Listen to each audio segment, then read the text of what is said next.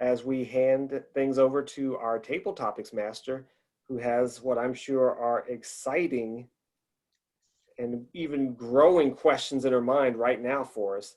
Please help me welcome our table topic master for today, Becky Dimlin. Thank you, Mr. Toastmaster, Mr. President, wearing numerous hats today, Brandon. Thank you. March Madness in Indianapolis. I follow sports to the extent of, the males in my household watch sports a lot, and therefore I'm usually immersed in it in one way or another. But I'm not knowledgeable enough to make guesses in a bracket in any regard. I'm not really a super fan, one would say. I am a super fan of the city of Indianapolis, though. So I'm super excited about everything that's going on and how the city is really being put in the national spotlight right now. I have some questions and some information to share. Since there's so few of you, rather than ask for volunteers, I've matched up the questions with those with whom I think they would most resonate. And I'm so glad Aaron is here because his name is on the first question. Isn't that good luck? Good luck on St. Patrick's Day. Aaron, are you open for a question? Absolutely. Excellent. As mentioned, the NCAA basketball tournament, known as March Madness, officially kicks off in Indianapolis tomorrow, with 68 college teams descending on our city. Limited tickets are available for people who want to attend those games in person. Do you think it's safe for spectators to attend sporting events like this? And would you go if you were offered tickets? Thank you for the question, Becky. The question was, would I go to an event such as March Madness? And what are my thoughts behind the limited availability of tickets? And personally, I know this past year I've been trying my best to stay as safe as possible. I've been a complete hermit. I've been living it up at home by myself for the most part. So I don't think I would go to the March Madness event this year. I'd probably hold off until I got a vaccine and then maybe consider it. Though granted, in the back of my mind, I've never been to a tournament like this. So there is kind of a part that is pulling at me, like, could this be like a similar experience as it was when the Super Bowl was back in Indianapolis? And I think it was 2012. In regards to tickets, I personally think that, I've forgotten the question, I've forgotten the tickets part, but I will say that I think the way in which they can make this event as safe as possible is by limiting capacity, making sure that everyone there has their mask on at all times, and ultimately not being afraid to take a step back and reevaluate the overall safety that is there. If someone has or is tested positive, if it comes down to an entire team or maybe a few individuals on the team have shown to be positive and they can't play, then I guess that's kind of what we have to do and deal with for right now. But I think overall, if the safety concerns are there, then hopefully we can be able to have a good tournament this year, as I know a lot of people would probably be disappointed for not being able to have a tournament 2 years in a row. Miss Toast Table Topics Master. Nicely done, Aaron. It's like riding a bike, isn't it? Just got right back on there for you. Surely. Brandon, can I still take you up on your offer to be number 2? Absolutely. I've been called number 2 many times in my life. Why should today be any different? That's a different meeting theme. All right. Large cities like Indianapolis have been through a lot in the last 12 months, including empty office buildings and shuttered businesses because of COVID-19, and property damage and public safety concerns from last summer's riots. Do you think Indianapolis is ready to host an entire tournament? And what do you think the impact will be on our city? Thank you, Madam Table Topics Master. Very heady question. A lot to consider here. We have gone through a lot, not only here in Indianapolis, but of course, as you noted, many other cities. At this point, in regards to people coming to Indianapolis, people coming here to come to a basketball tournament, go to restaurants, some that have just reopened for the purposes of accommodating the guests that have been here. I think that as a society, to a certain degree, one part of me says we need this. We need this in our lives. We need this type of uplifting thought that, hey, we can safely gather. We can be smart about coming together to be able to see things that we really enjoy, like sports. However, you don't want to take the chance of risking illness and just being careless. I think that's probably the thing that we abhor the most, are those individuals that would be so unwise and so uncaring of the people around them that they wouldn't think about the safety of others and be unsafe. Thinking are we really ready for this?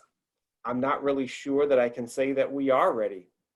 The good news is more and more people are being vaccinated every day. People are becoming safer through medicine.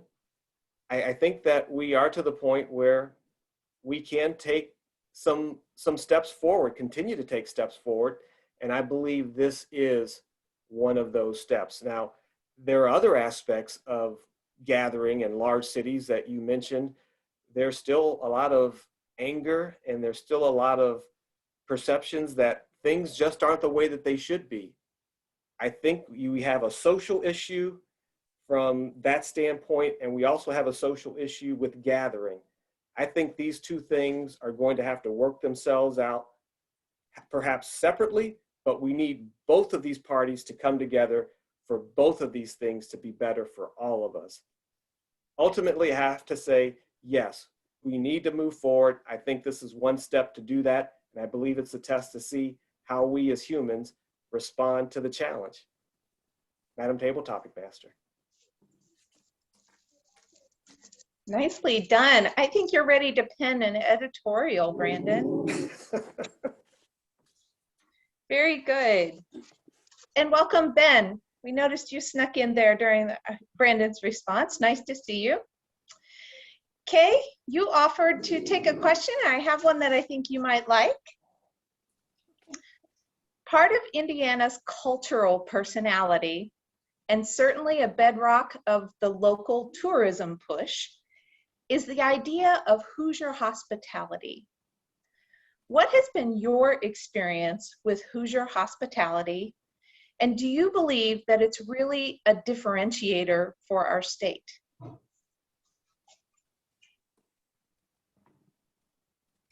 Madam Table Topic Master, fellow Toastmasters, my question is about Hoosier hospitality, whether I have experience and what it all amounts to. I guess the Hoosier hospitality, alliterative term, sounds so appealing to the ears. In my opinion, every state may have their own appeal to draw in visitors, long-term residents to move into the state. I moved into the Hoosier state because of family in 1982. At that time, I was teased in New York, which state you are going? They didn't know anything between East and West Coast. It was like a flyover zone. And when I said I'm moving to Indiana, they were kind of questioning my decision. However, when I came in, I felt warm welcome. I moved into this little town of Alexandria. And in the apartments, the lady next door to me, who was my neighbor, brought a welcome basket for us. because we had a small baby at that time. My son was only 2 months old when we moved here. But she brought so many things related to the baby, toys, and also a cake and her homemade bread. I had a first-hand knowledge about the Hoosier hospitality at that time. As long as I have moved to different places in our Indiana, I have moved about 5 times, you won't believe it. I have had very good experiences, even to my latest move in Carmel. My next door neighbor and the other neighbors on the same street that I live, they have been welcoming. I joined our aerobic swimming team for the ladies because of their help. And they have been wonderful in making me feel welcome in the neighborhood. And I think it may extend to the whole of state in claiming Hoosier hospitality. I believe we do a good job of what we stand for in welcoming visitors, new residents, and making them feel to look at our state as nothing but hospitable. Back to you, Madam Table Topic Master. Very nice job, Kay. Thank you. And my apologies. I just realized we did not assign a timer for your response. Oh, you did. Very well. I have one final question. Christy, are you on board for answering? This question has a little more information at the front end. Don't be dismayed by that. It's part of my humorous reader role, I've decided.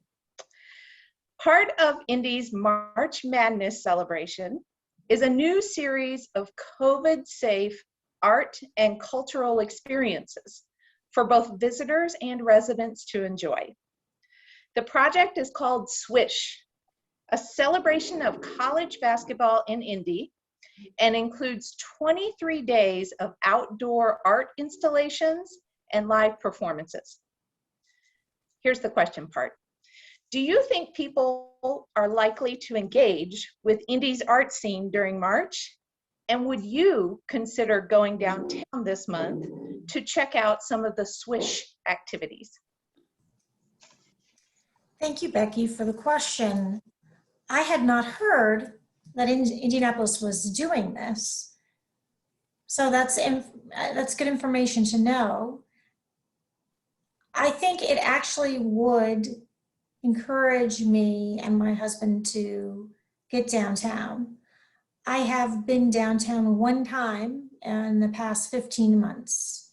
We used to go downtown much more frequently, but there really seemed to be a little reason to go when everything was shut down. And then there were the protests and troubles last year, which didn't encourage us to head back downtown. So without for a specific appointment that I had, I've not been there. As a result, it wouldn't just be the outdoor art installation, but the knowledge that hopefully the weather will continue to improve, so that it would be nice to be outside on some of these days. The fact that I'm over the magic age of 50 now, so I've had my first shot. Even though I need the second shot, it makes me feel a little more invincible. And that ultimately we've got to start getting back to some sort of normal. I do think it would be nice to go out downtown and see what's what. We're all social creatures, even the most introverted of us. We need to be out and around people. And this sounds like this might be a good way to do that. Thank you very much, Madam Table Topics Master. Thank you very much, Christy. I appreciated all the answers from participants today. I would like at this point to ask our timer for the timers report, okay? Madam Table Topic Master, Aaron spoke for 2 minutes, 23 seconds. Brandon spoke for 2 minutes, 31 seconds. I spoke for 2 minutes, 37 seconds, and Christy for 1 minute and 42 seconds. Nice job. Thank you very much. To begin evaluations, I'd like to invite Brandon to share his feedback. Thank you, Madam Table Topic Master, for the questions today. I had the pleasure of evaluating Aaron upon his return. Aaron, I thought you did some great things in your response today, talking about whether it's safe to attend the tournament and whether you would actually attend.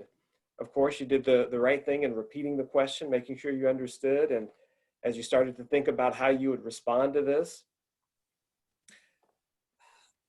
I thought that your response was just very logical. I like the steps that you used in providing your answer.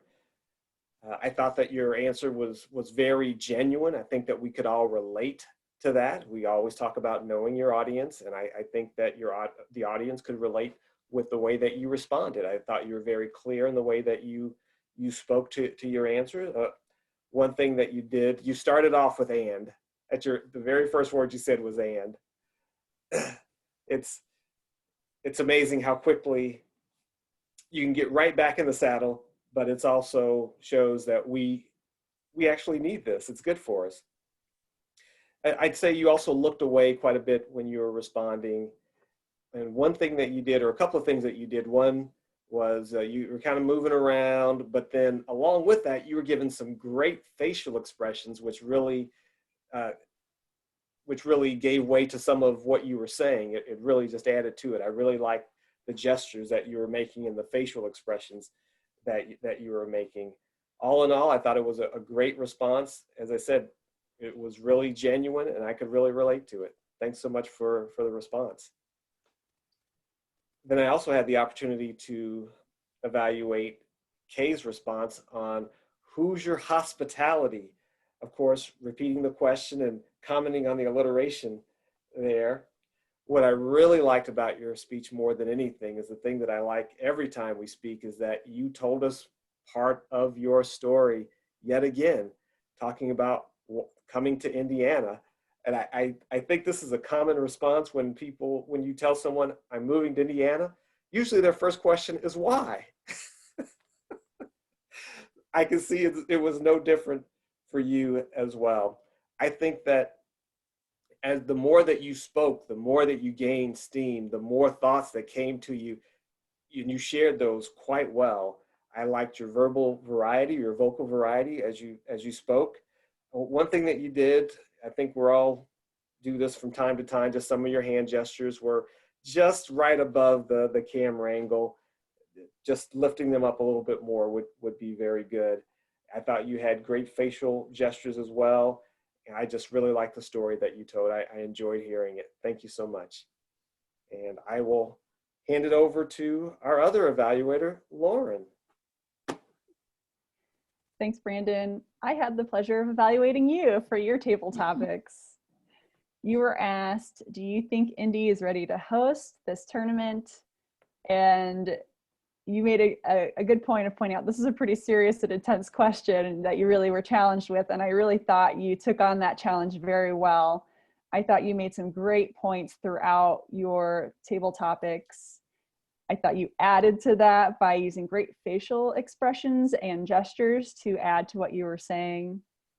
I thought that your response was fair and thoughtful on a very divisive topic. I thought you did a good job navigating that. I thought you had a good pace, good eye contact. And the only thing I would challenge you is at the end, I saw the yellow card flash up and then you started going into a new topic and I think it set you over and you probably could have just summarized it. But I really enjoyed what you had to say and I appreciated what you had to say. Up next, I evaluated Christy and she was asked if she would engage with the Swish events that were going on, which I hadn't heard about either. And so you started off announcing that you hadn't heard about it and you really flowed really well from there. I think that I was able to kind of follow your journey. Like, I don't know about it. This is why I don't really go downtown or why I would go downtown. And then if you would attend. So I thought you really did a nice breakdown of your answer. I thought you had some good facial gestures throughout because you went meh and made kind of a face. And I thought that was funny, at least personally. I thought you had good inflection throughout when you were speaking. And I would probably just challenge you. I know it's difficult in this format, but just the eye contact. I think sometimes I noticed you looking away or looking down a little bit. But other than that, I thought you did a great job of flowing and presenting yourself and answering the question. Madam Table Topics Master. Thank you so much, Lauren, and to you, Brandon, as well, for your thoughtful evaluations. Thank you to all the participants. And I will leave this segment with a promise that the next time I am Table Topic Master, I will come with more lighthearted questions, probably pertaining to popular television shows. With that, I will hand it back to Mr. Toastmaster Brandon. Thanks again, Becky, for the great questions.